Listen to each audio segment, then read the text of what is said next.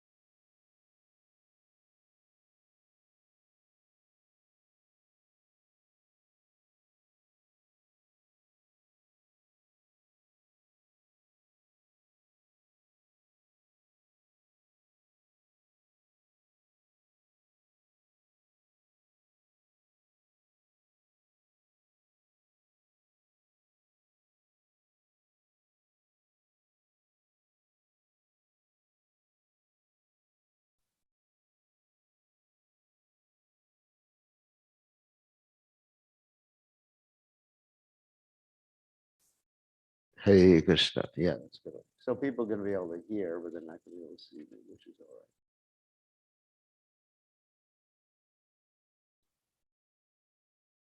all right. Okay.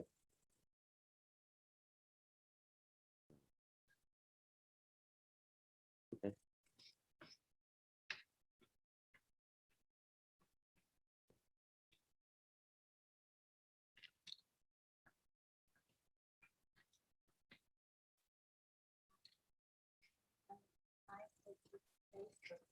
Yeah, I know.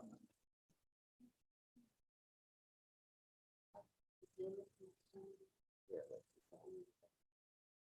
All right. Anyway, it's live. So those of you who are watching on Zoom, I advise you to go to my Facebook page. Those of you who are on Zoom, go to my Facebook page because Zoom you'll be able to hear, but you won't be able to see. But anyway, there's nothing to see. It's only me. And then you can listen on Zoom or you can see on Facebook simultaneously. Okay. So we're going to be able to do right now. No. All right. Okay. I know. That's all right. It's better they see Lord Nrsingadev than me. All right, so we'll start class. We have an extra 15 minutes anyway. So what we'll do before class, we'll chant the prayers of the Lord Nrsingadev. I'll use the guitar to greet the deities, but right now we'll just use the cartels in case someone gets angry.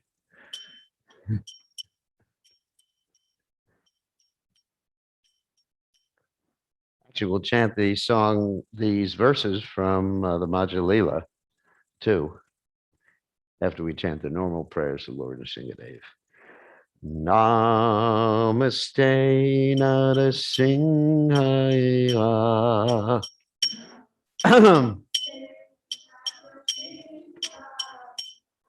La la la the joy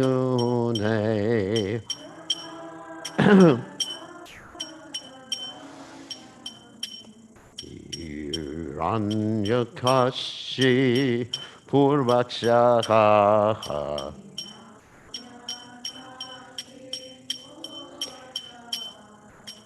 Silatam Kana Kalai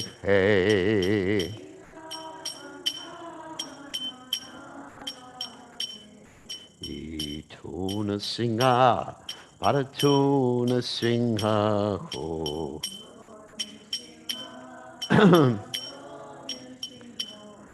Yato Yato Yamitato Nasinga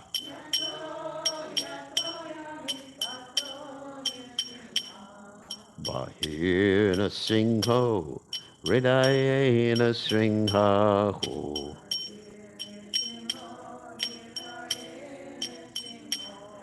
The swing Amadim Sharanam Prapajoy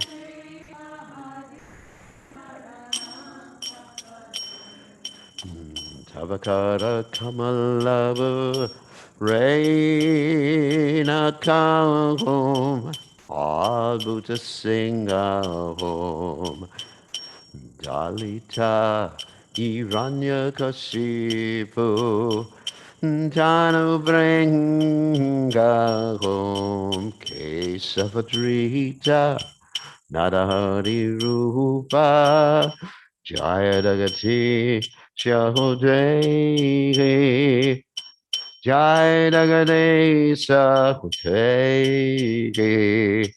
Jaya Jagati Sahode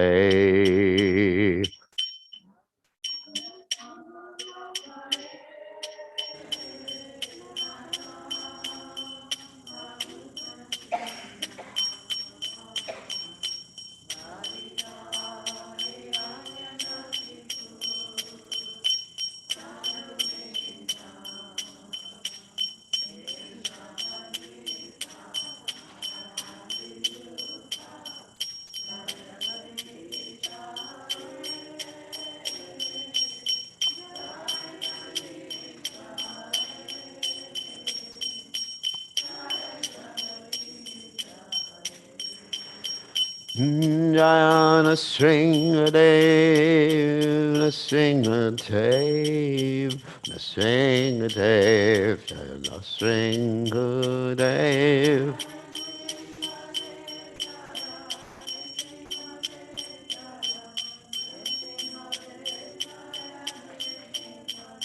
Jayana Sringadev, Jayana Sringadev, Nasringadev, Jayana Sringadev.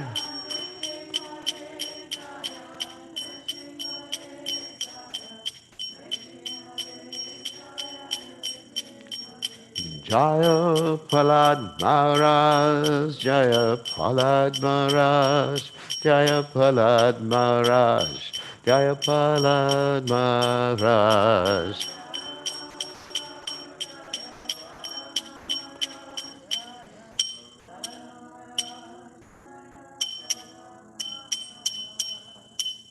Jai Om Vishnupad, Paramahansa Paravatikacharya, also Teta Satashi Shimad, His Divine Grace, Abhaya Charanada Bhaktivedanta Goswami, Srila Prabhupada Ki Jai, ISKCON Founder Acharya, Srila Prabhupada Ki Jai, Anantakoti Vaishnava Vrinda Ki Jai, Namacharya Srila Huidas Thakur Ki Jai, Prem Se Kaho Shri Krishna Chaitanya, Prabhu Nityananda Shidwaita Gadadha, Shivasati Gaur Bhaktavinda Ki Jai, Shri Shri Radhakrishna Gopikapanath Shyam Kunda Radhakunda Giri Govardhan Ki Jai Vrindavanam Ki Jai Machuradam Ki Jai Jagadata Swami Ki Jai Yamunamai Ki Jai Srimati Galasi Devi Ki Jai Samaveda Bhakta Vrinda Ki Jai Gaur Premananda Hari Hari Hari Bo.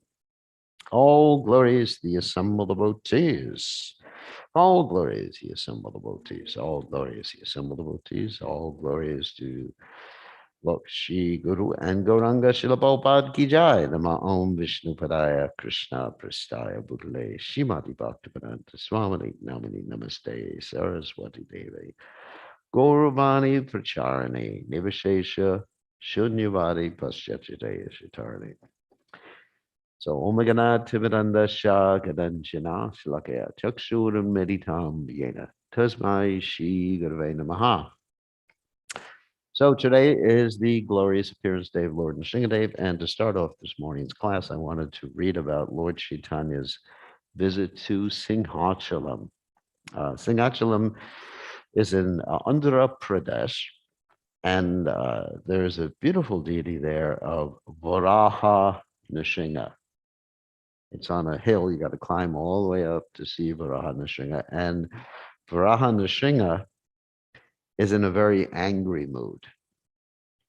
So therefore, they have to cover him with sandalwood pulp the whole year. Only once a year is he actually uncovered. And Prabhupada was asked, why does he look like a Shiva Linga? Because actually what the deity does look like a Shiva Linga during the year.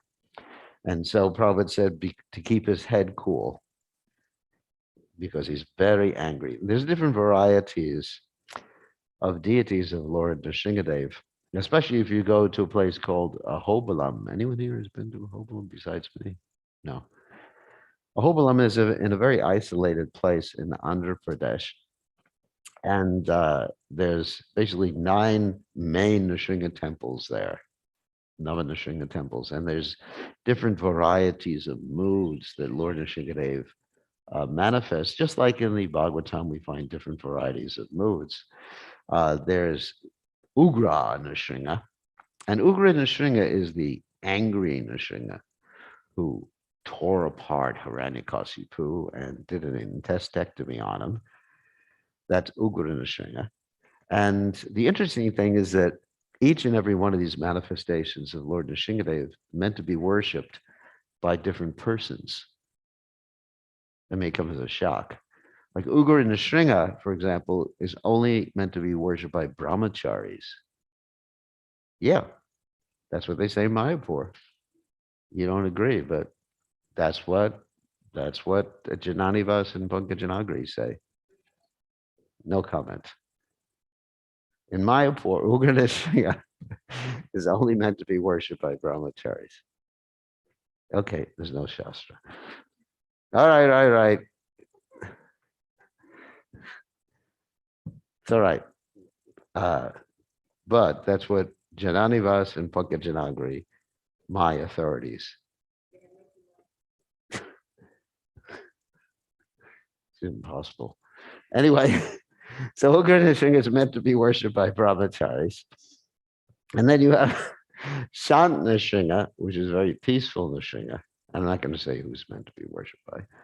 And then you have Yoga Nrsimha, who's Lord Nrsimha in a yoga position. And you have different Nrsimhadevs. I don't remember all the names of all the different manifestations of Lord Nrsimhadev, but actually there's 9 of them there. And in the top of the hill, there's what's called the Ugra Stamba.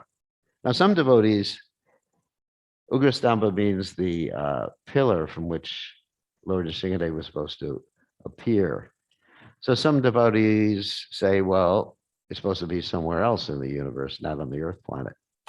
Well, when you have different holy places that are, let us say, in commemoration or memory of different pastimes of the Supreme Personality of Godhead, the Lord manifests himself in that particular way. In other words, just like here in Nugaloka, we have Radhagolokananda, and obviously this is not Vrindavan, India.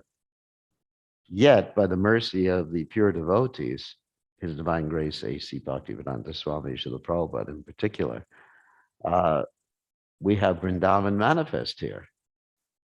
And actually, we were talking last night in our class that Vrindavan actually manifests in the mind of a pure devotee.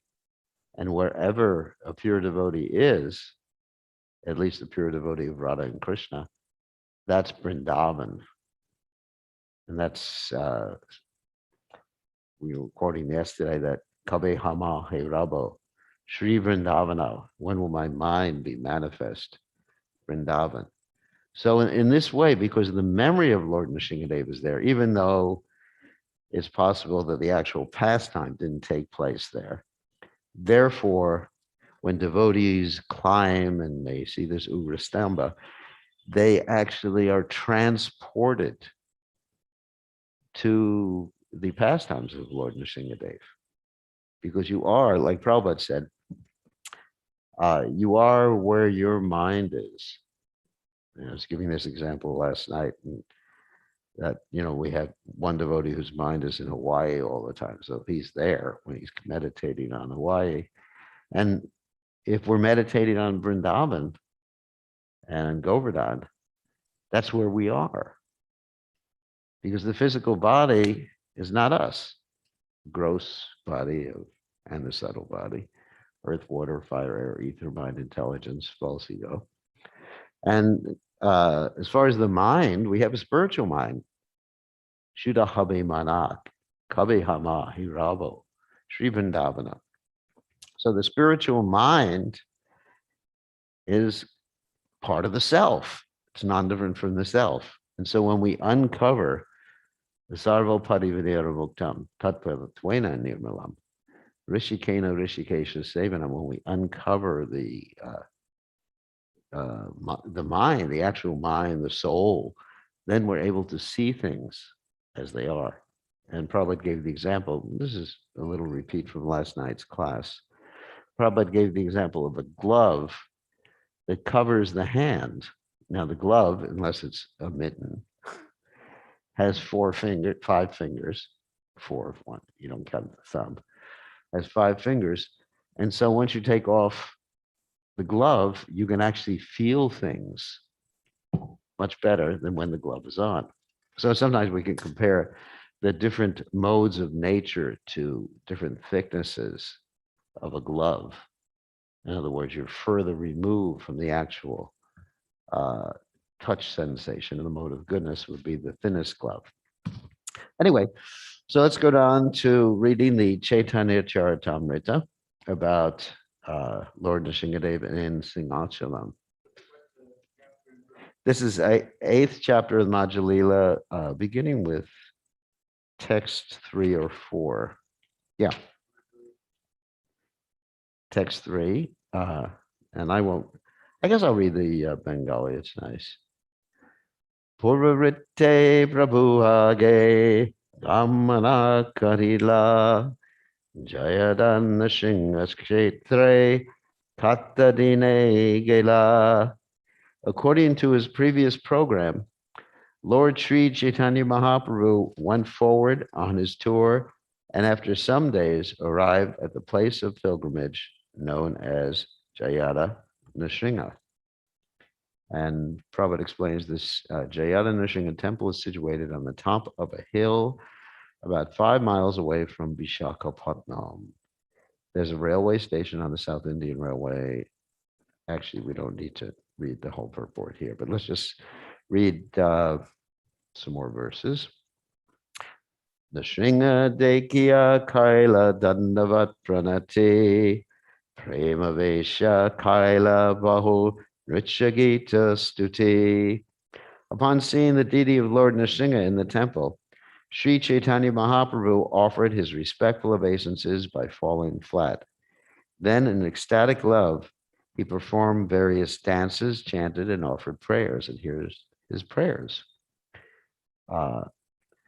Shri Nrsinga Jaya Nrsinga Jaya Jaya Nrsinga Praladesha Jaya Padma Mukha Padma Bringa.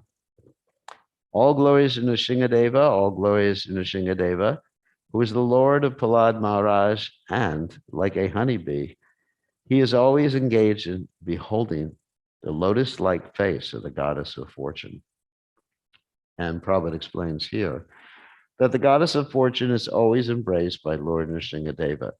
This is mentioned in a commentary on the Srimad Bhagavatam written by the great commentator Srila Sridhara Swami.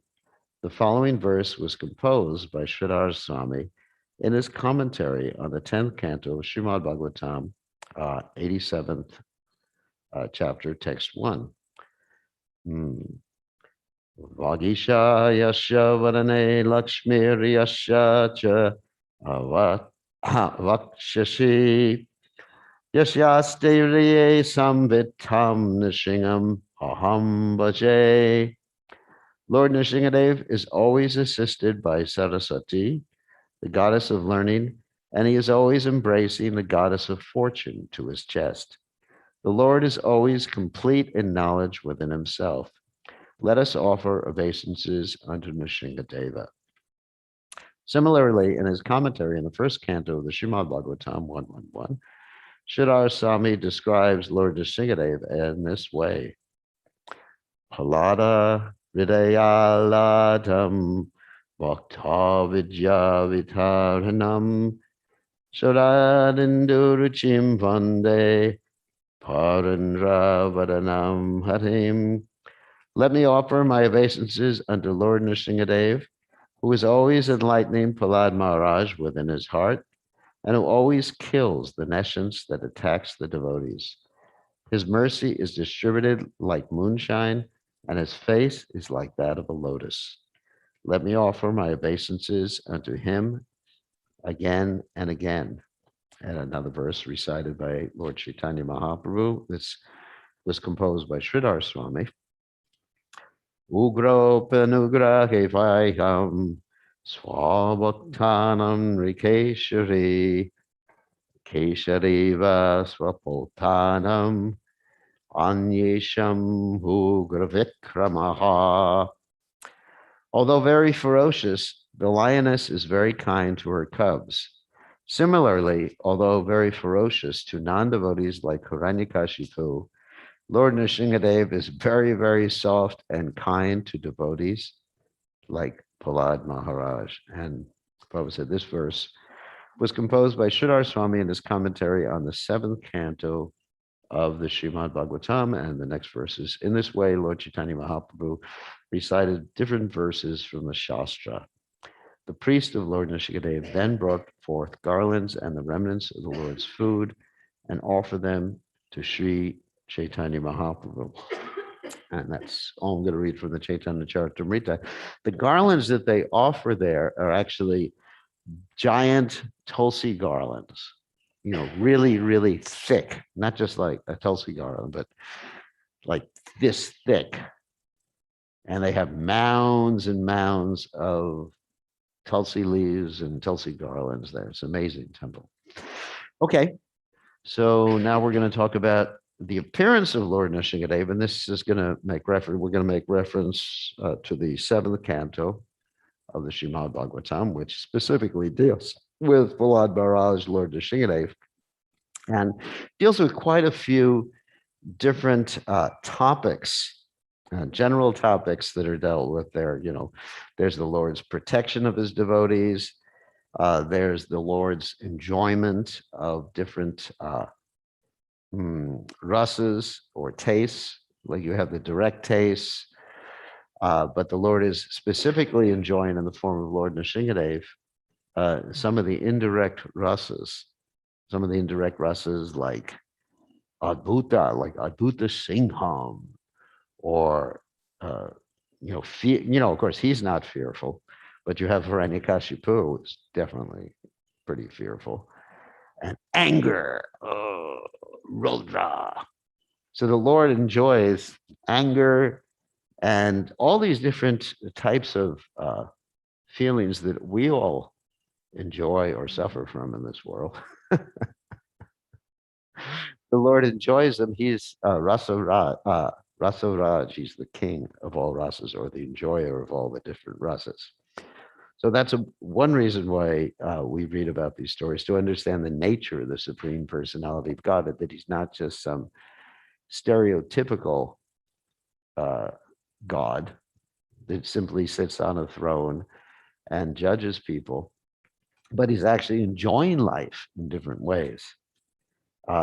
Another topic in this particular canto of the Srimad Bhagavatam is the compassion that Vaishnavas feel, and specifically the compassion that Prahlad Maharaj felt towards his father and towards all living entities, in spite of being subjected to the greatest torture imaginable. I mean, sometimes we talk about child abuse, but I don't think there's been any, as far as I know, anybody on this earth planet in the modern days who's abused a child to the extent that Hiranyakashipu abused his son, Prahlad Maharaj. I don't think anybody's thrown their kid off a cliff, thrown them into a pit of vipers, all of them, one after the other. Maybe he's done one of them. But Prahlad Maharaj, after the attempted torture that his father was doing to him, and after his father was killed by Lord Nrsimhadev, Prahlad Maharaj actually was just praying for his father's welfare. And not only his father's welfare, I mean, he wasn't talk about the lack of PTSD. He was praying for the welfare of all living entities. And then another topic, and I'm sure there's other topics that I didn't touch upon. Another topic is the Lord's equality, which is where this chapter starts off with. And that's what we're going to start talking about right now. So before we talk about that, let's talk about the reason why we chant the prayers of the Lord Nrsimhadev. Prabhupada said we can chant the prayers of the Lord Nrsimhadev for the protection of our movement. And actually, when there was some threat to our movement, Srila Prabhupada became like Lord Nrsimhadev. When devotees, for example, preach some bogus philosophy, even exalting Prabhupada, in their minds to a position which he wasn't at, which he declared Prabhupada was God, Prabhupada became like fire, and he kicked them out of the Krishna consciousness movement. Or when his god brothers tried to impede the progress of the Krishna consciousness movement, in fact, one god brother even reinitiated one of Prabhupada's disciples, and Prabhupada became like fire. He manifested he manifested the mood of Lord Nrsingadev. I mean, and then another time in Los Angeles, there was this club called the Gopi Baba Club. I was there, not in the club, don't worry. I was there at that time, and I saw that, what happened and how Prabhupada manifested the mood of Lord Nrsingadev. This Gopi Baba Club was a group of devotees, both men and women, who were reading Prabhupada's books, but reading certain sections of Prabhupada's books, and also chanting different songs like Shri Rupa Manjari Pada. I mean, there's nothing wrong with chanting those songs or reading Prabhupada's books, but they would concentrate on a certain part of Srila Prabhupada's books, the parts that dealt with the intimate loving exchanges between Radha and Krishna. And when Prabhupada heard about this, Prabhupada became like Lord Nrsingadev. In fact, you could see Prabhupada's face turn red. And he was just super angry at these particular devotees because they would destroy the progress of the Krishna conscious movement. Prabhupada said they are thinking they're getting purified by reading this or concentrating on those intimate aspects. But in fact, he said, they're becoming putrefied. That means they're rotting by doing that. So we saw Prabhupada in many cases actually to protect his movement. So Prabhupada instructed us, especially the GBC, that should become like Lord Nrsingadev in protecting the movement, not all the time, not 24 hours a day. Because Prabhupada called the GBC his watchdogs. It's like a dog would bark when there was somebody who would threaten, or even, someone who wasn't part of the territory. The dog would bark at someone to protect his master, protect the territory. So Prabhupada expected the GBC to be very, very strong.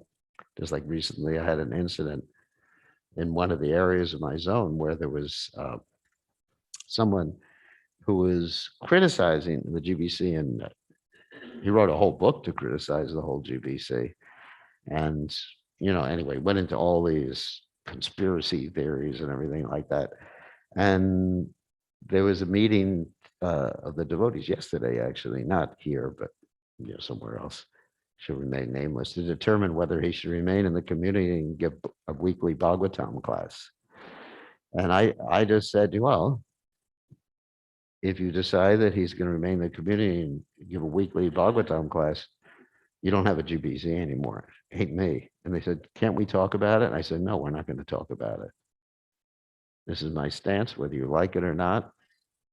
That's up to you. Unless he renounces all those ideas, renounces the book and everything like that, that's fine. We can always forgive someone. So Prabhupada said we chant the prayers of the Lord Nrsingadev to protect our movement and also for the protection of the spiritual master. But there's another reason why we can chant the prayers, Lord Nrsingadev, and I'm sure there's reasons I missed, is to annihilate the miscreant mentality that's in our hearts. And we do have this miscreant mentality, Ishwaraham, Aham Bogi, Siroham Balavan Sukhi, and that manifests what we call anarthas, things like lust, anger, greed, illusion, false pride, fear, kama, krodha, mada, matsarya, bharya. So all these things become manifest, and we have to pray to Lord Nrsingadev. Of course, it's not that we just pray to Lord Nrsingadev. We say, please eliminate all these anarthas. And then, why do I still have anarthas? You got to work on them. There's 5 factors of action, and Krishna is one of those factors, Lord Nrsingadev. But he gives us the energy. In fact, we find in the pastimes of Srila Bhakti Siddhanta Saraswati Thakur that Bhakti Siddhanta Saraswati Thakur was given the Nrsinga mantra by his father, Bhaktivinoda Thakur, specifically for that purpose. Because Nrsingadev destroys the anarthas. Because in Kali Yuga, devotees have mentioned that the demoniac mentality and the godly mentality are in the same hearts. So it's required not to kill people like in the previous age. It's not that we go around or call for Lord Nrsinga to kill everybody or uh, we, or called for Kalki at the end of the Yuga, we actually just want to purify people's hearts by giving them transcendental sound vibration. Anyway, so that's the reason for chanting the Nrsingadev mantras. And some devotees, they're very, very focused on Nrsingadev, Lord Nrsingadev. That happens to be their Ishta Devata. And there was one devotee who wrote an article for Back to Godhead and put together some movies. I forget his name. Maybe Mother Irmela remembers his name, Dhruva. And he's just like a Nrsinga Bhakta. He thinks of Lord Nrsingadev all day long. So everybody has a specific Ishta Devata, a form of the Supreme Personality of God who they connect with. Some devotees of Lord Chaitanya connected with Lord Ramchandra, like Anupama, and also Murari Gupta. Murari Gupta, of course, was an incarnation of Hanuman. And some devotees of Lord Chaitanya, they connect with Radha and Krishna, and some of them connect with Balaram. Devotees of Lord Nityananda, generally, they're coward boys. So everybody has a different taste. It's interesting that there's variety. Variety is important, and because we're persons, there's variety, whether we're here in the material world or in the spiritual world. And our particular taste, we shouldn't impose on others, thinking that our particular taste is absolute. And even pure devotees, their particular taste may not be absolute. It's their taste. And if you say it's absolute and I have a different taste, therefore I must be in Maya, which is just, it doesn't make sense because we're individuals. We're not ascribing to the personalistic philosophy where everybody has to have the same taste. Everybody has to worship the same deity. It's, it's a big spiritual world, as they say. So, important point. So that's why we chant the Nrsingadev mantras, in addition to other reasons. Lord Nrsingadev is the fourth incarnation of the Supreme Personality God, at least in the list. And so, beginning with the seventh canto of Srimad Bhagavatam, there's a question raised by Maharaj Parikshit to Shukadeva Goswami about equality.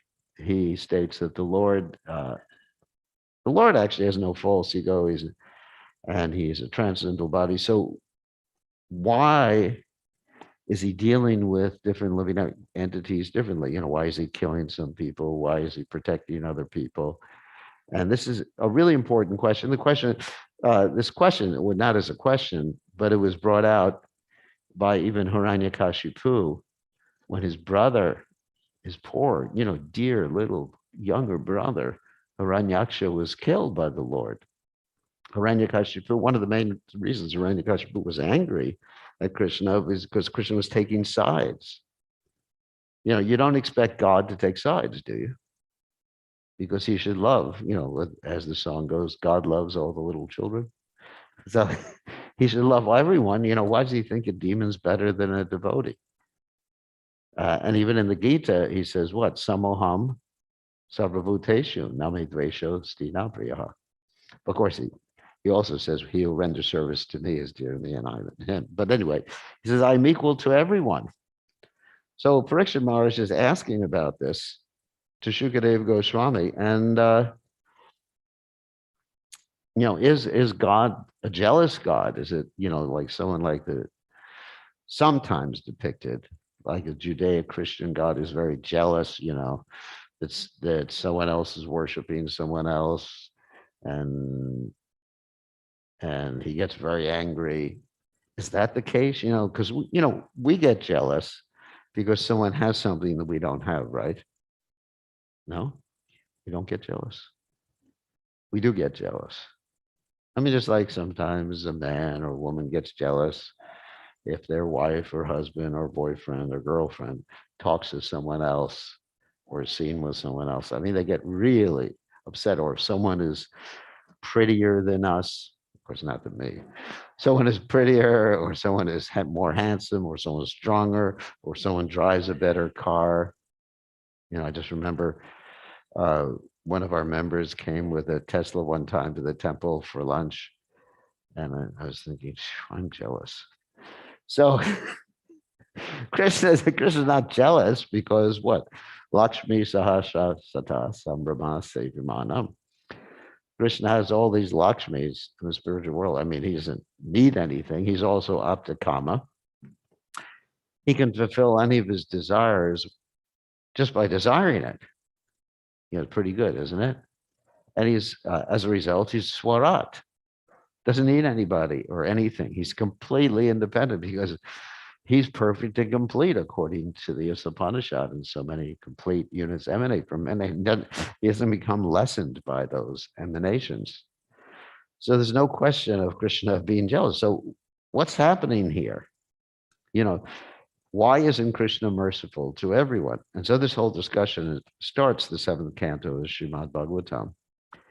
And so Shukadev refers, this is interesting, the Bhagavatam is like a discussion within a discussion within a discussion. So Shukadev Goswami refers this question to another incident in which Yudhisthira was asking Narada why Shishupal and Dantavakra attained liberation, which was really difficult to obtain for yogis.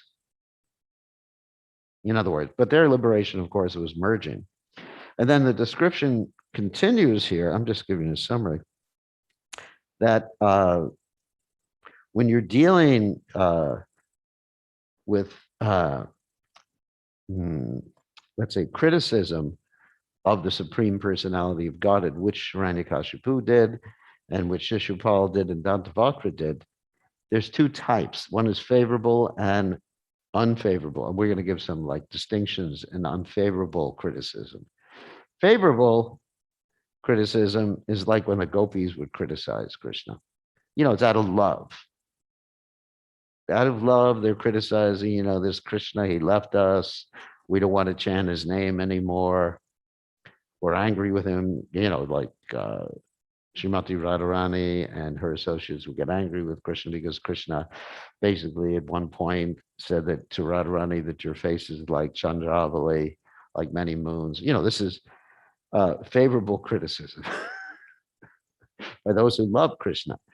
And then there's unfavorable criticism. So let's try to understand. And then he says, there's two types of unfavorable criticism. So we got favorable, which is pretty cool, if you happen to be a gopi or like that. And the unfavorable, there's two types of unfavorable criticism.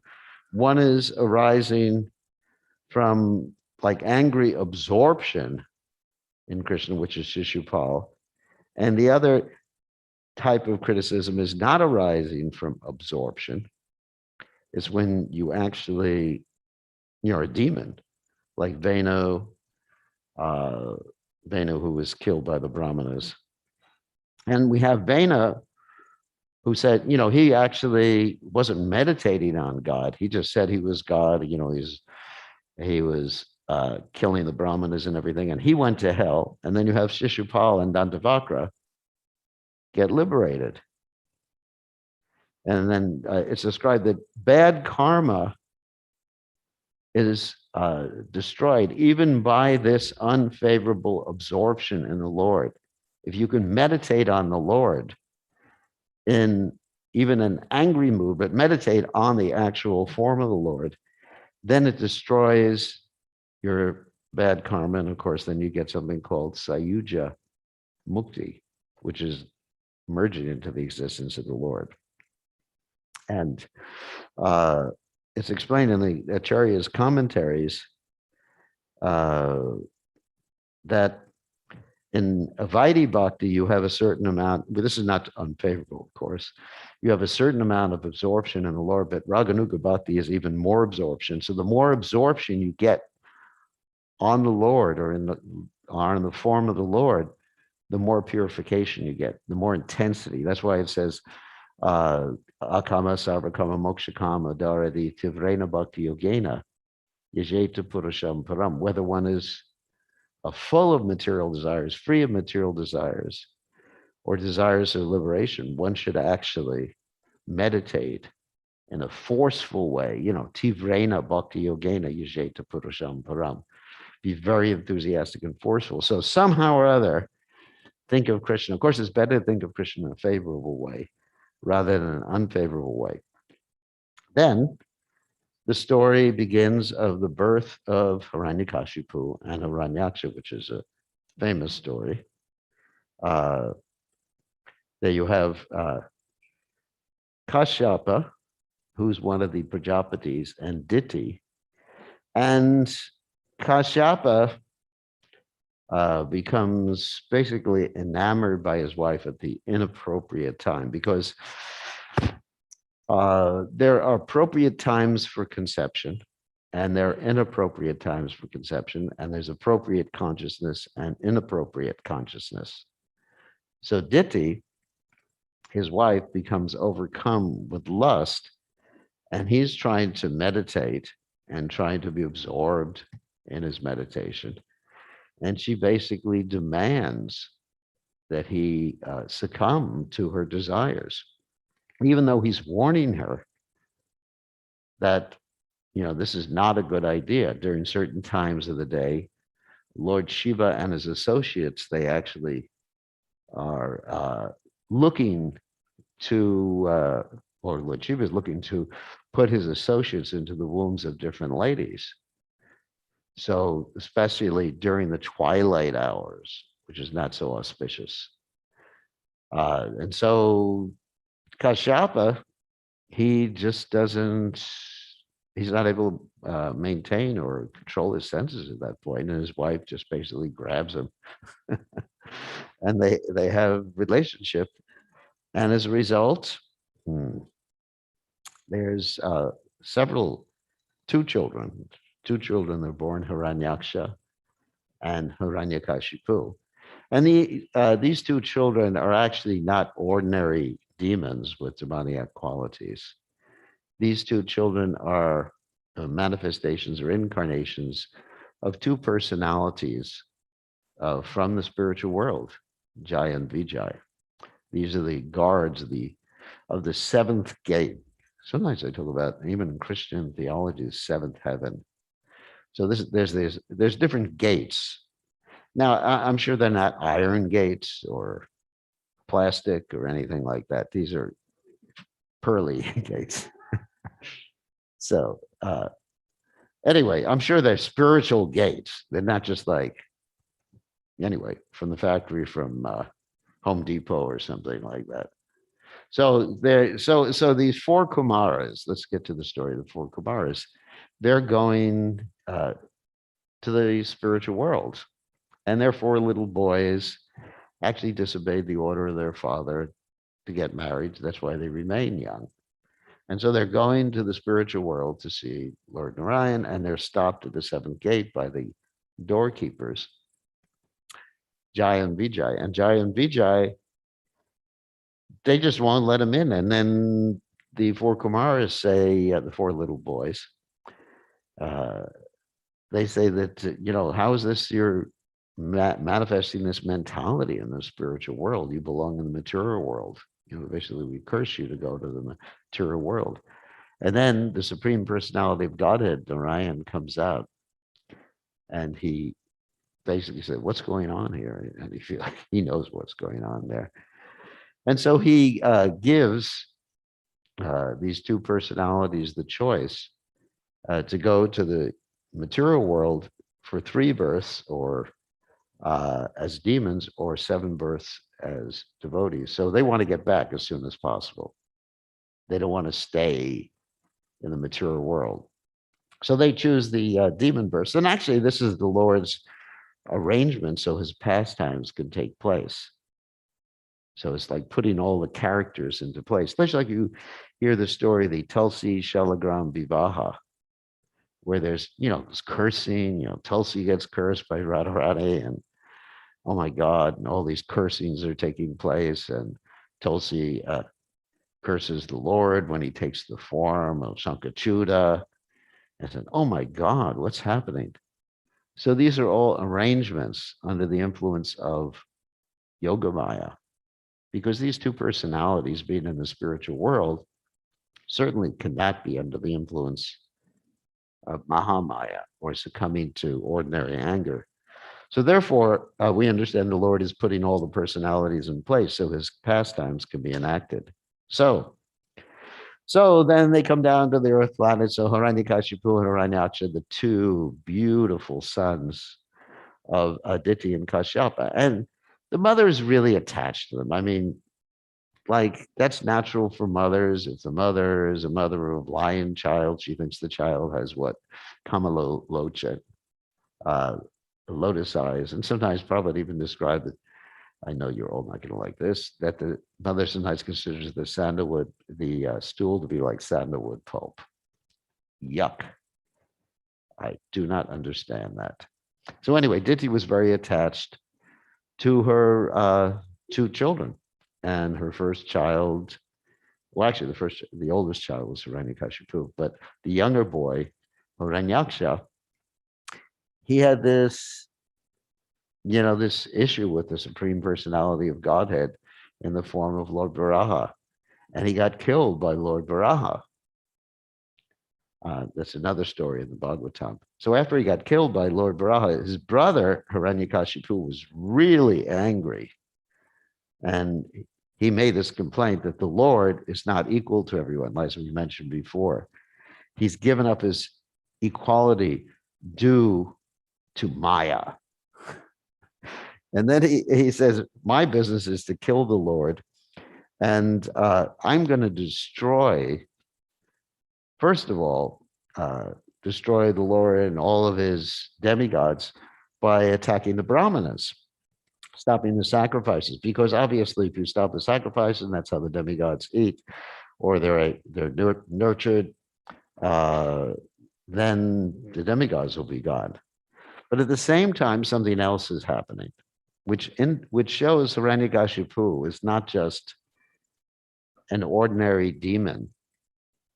He's actually quite educated, like we find in the case of Ravan and Kumbhakarna. And I'm sure Shishupal was educated too. And he knows the philosophy. He knows basically at least the second chapter of Bhagavad Gita, even though maybe he doesn't know the later chapters. And he knows we're not the body. And so he's dealing right now with his family, and he's like the oldest son in the family. So he really has to console his mother. Here's this demon who has to console his family because his brother has died. Even demons have to do that. And so what happens is, in order to console his family, he tells them, that soul is different than the body. So even demons know that. And then he tells a very interesting story to help them become detached, because sometimes stories really help us understand the philosophy better than the philosophical statements themselves. He tells the story of a king named Suyajna who died. And here's the story. So he died, and his wives are crying, lamenting, and the cremation is even being delayed because of all the lamentation. That's why generally the ladies are not allowed at cremations. I remember I was at one cremation where they allowed the ladies to cry, and I was stopped. They stopped me from chanting Hare Krishna. They said, don't chant Hare Krishna. The ladies have to cry. So anyway, sorry about that. So the ladies were lamenting, and, Yamaraj, he just like got upset. But, I got to take this soul, and he's so attached to the body. So I better preach to everybody. So Yamaraj comes to preach. This is a story told by Hiranyakashipu.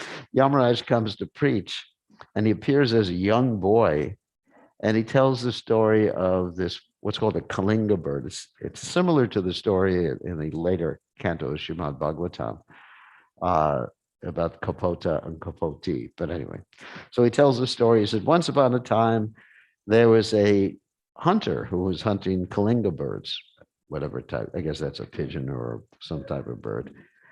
And the Kalinga bird's wife is killed. And the Kalinga bird is lamenting that his wife got killed, and he gets shot or killed too. So the moral of the story is that sometimes you just give up your lamentation, or else you're going to be succumb to the same fate. So it's similar, like I said, similar to the story of the bird in the Srimad Bhagavatam later on, in which you have there is there's a couple, a man and his wife, not man and his wife, a bird and a birdini, and female bird and a male bird, and and they're together with their little birditos, small birds. And the hunter lays out a net, and the little babies fall into the net. And then the mother, in order to save the kids dives into the net. She gets caught in the net, and the father's up there in the tree, and he sees what's happened, and he faints, and he falls into the net too. And they're all captured in the net. And Prabhupada tells the story in a little bit different way one time. Prabhupada says the father saw them all fall into the net, and then he took sannyas. Not in the Bhagavatam, but in his own discussion one time. So Hiranyakashipu is actually preaching in this way to help them understand the futility of lamentation, how they have to get on with their lives. And it's a very interesting story. So then after he counsels his family members, then he has his whole plan how to get rid of Lord Vishnu. And he thinks, if I want to get rid of Lord Vishnu, I have to become immortal. Actually, it's almost time to end the class. So at this time, he becomes very determined to perform austerities. He goes to Mount Mandara, and actually he wants the post of Lord Brahma.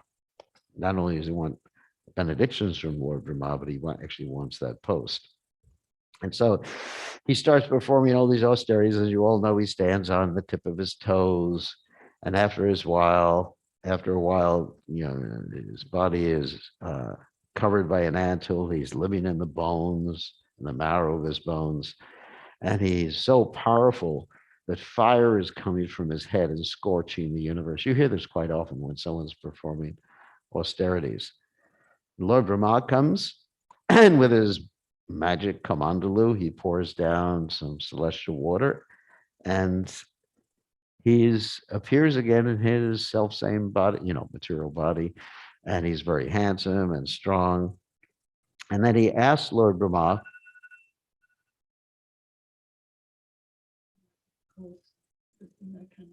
it's a ghost.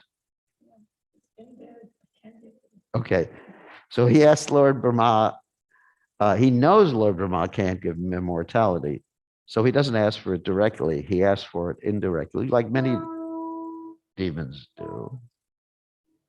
To be continued tonight. Okay. It's an owl. Really? Why would someone kill owls? They're so cute. Okay, on that happy note, that a Kalinga bird is an owl, we'll continue this later on today. All glories to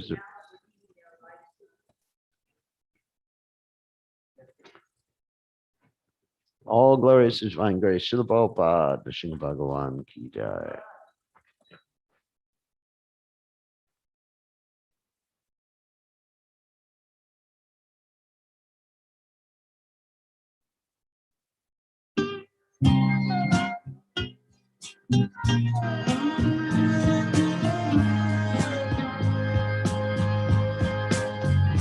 Govindam Adi Purusha